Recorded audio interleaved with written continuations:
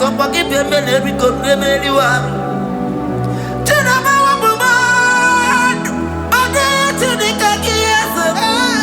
Oh, I am trouble. I cannot for you for Nagi. It was a Yakana, Nakambun.